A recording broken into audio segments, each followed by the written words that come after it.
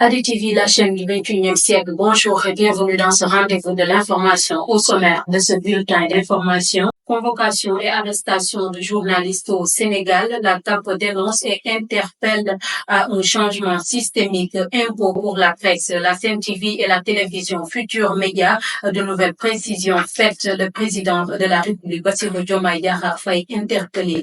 Et enfin, cérémonie d'hommage, le monde universitaire et l'UNESCO célèbre Amadou Mahtar Mbow à travers une fresque murale et une exposition de vernissage. C'était tout pour les titres. Le développement, c'est dans une poignée de secondes.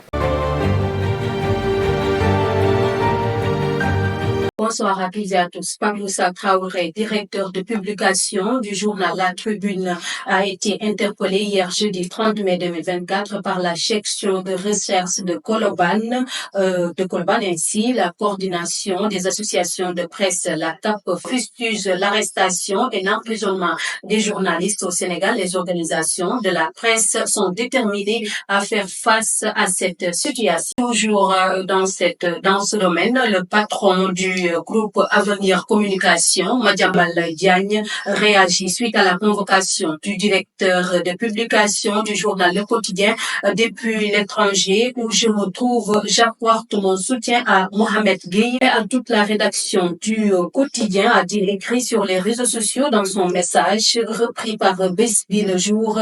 Le journaliste renouvelle sa confiance à son dire pub avant d'annoncer son retour. Mamadou Ibra Kane, président du patronat de la presse sénégalaise et directeur de publication des journaux Stade et Lambe, a adressé un message au chef de l'État du Sénégal, Bassirou Diomaye Diakhar Faye. Il soulève un point crucial. L'ancien président de la République, Macky Sall, n'a pas encore réglé le problème de la dette fiscale des maisons de presse comme cela était pourtant prévu. Cette requête ancienne est vitale pour assurer les besoins des employés du secteur de la presse, selon le président du patronat de la presse sénégalaise. Le dossier de Doro Gueye a été confié au juge d'instruction du 3e cabinet du tribunal de grande instance de Dakar. Selon les informations de Sénéweb, l'homme d'affaires a été arrêté pour escroquerie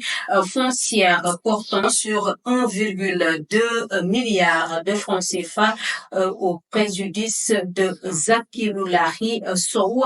Le procureur de la République a décidé d'ouvrir une information judiciaire. Doro Gueye pourrait comparaître prochainement devant le magistrat instructeur pour son inculpation. Parlons tout autre chose dans le cadre de la célébration de la Journée mondiale de l'Afrique dédiée à son patrimoine.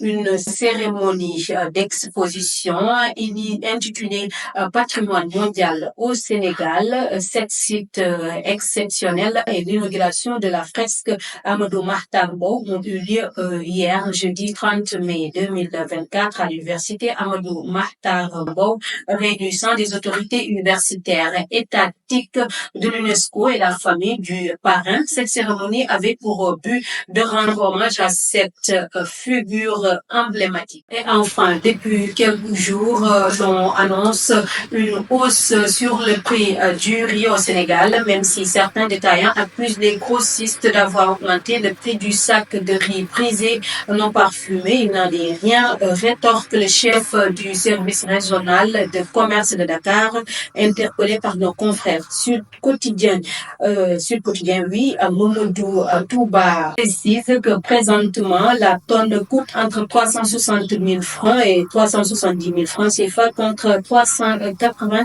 000 francs un mois auparavant.